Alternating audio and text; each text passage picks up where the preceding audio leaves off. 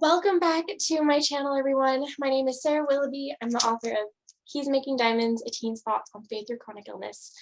I'm the host of the Diamonds Conference, and actually today we have someone who is on the Diamonds staff. Abigail Kaiser is our graphic designer, and she is a general awesome person. But today she's going to come and share her perspective as the sibling of a writer who is chronically ill. So first of all, welcome, Abby. Thank you. Writers are weird. So my first question is, tell me, what is it like to live with a writer? Well, there are a lot of things.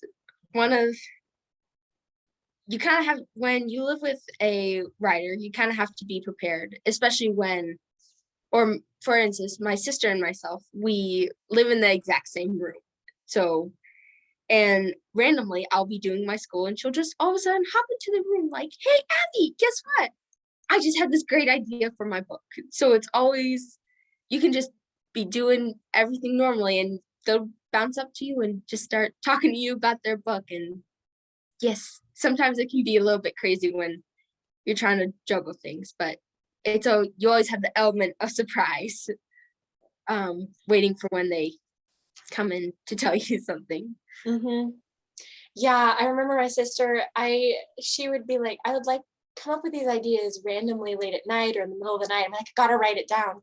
And I went into the closet to write it down because she was like, eventually the element of surprise was not so exciting. So do you have any practical tips for how to support and love a chronically ill writer? That's a very good question.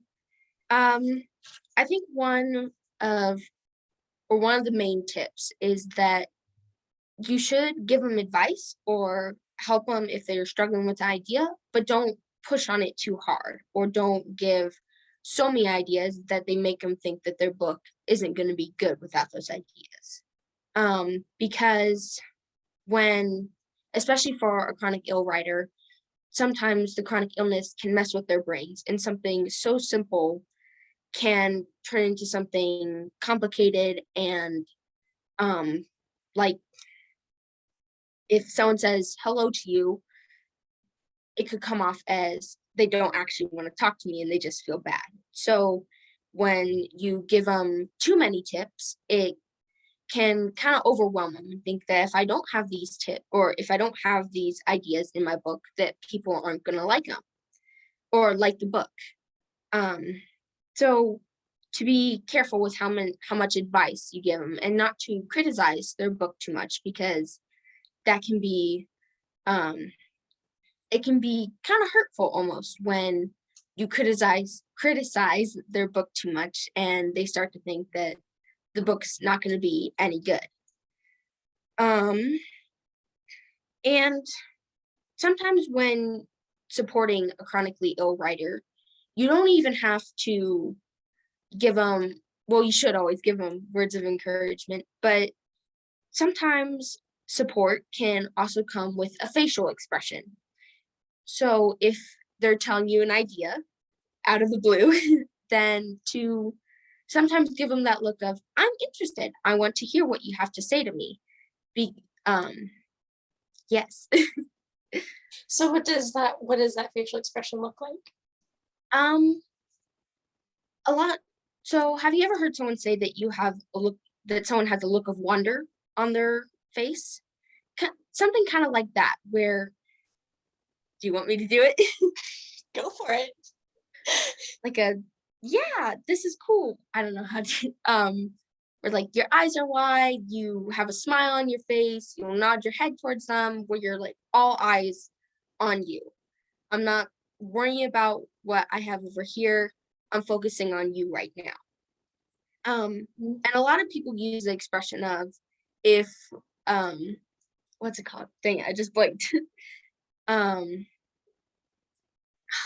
is it?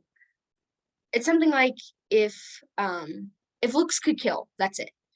Where sometimes with a chronically ill writer, instead of using that, you should use if looks could heal.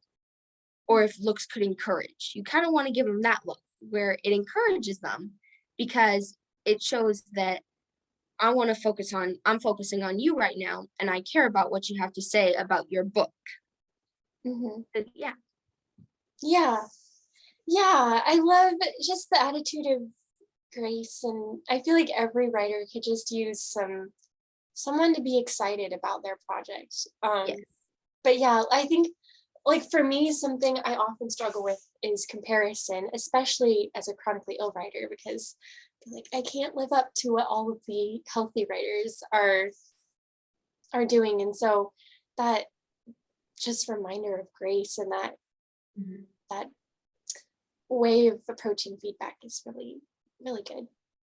So what are something that you would like to tell if you could tell a chronically ill writer just anything, what is the one like encouragement that you would really love to share with them?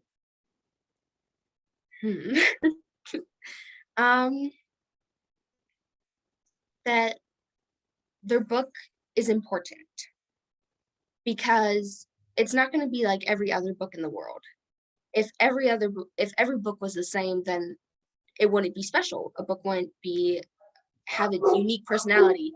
Sorry about the dogs. Um, just to tell them that people are going to want to read your book.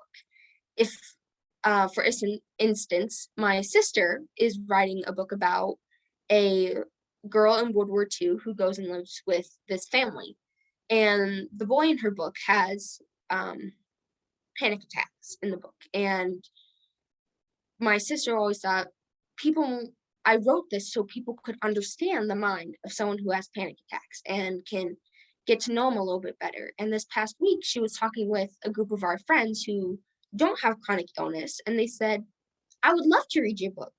Even though I don't have chronic illness, I have experienced other people with that. And so it would help me get to know what they go through a lot more or a lot better.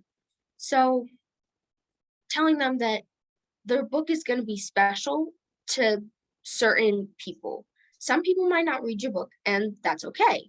There's thousands of people in the world. But when the chronic ill or when the writer knows that someone is going to want to read their book and is going to care about that book, it can mean the world to them because it shows that I have or I have I'm encouraged to finish this book because I know someone is going to want to read this. So just Right. telling them that their book matters and that their book is going to mean probably more than the world to some people out there.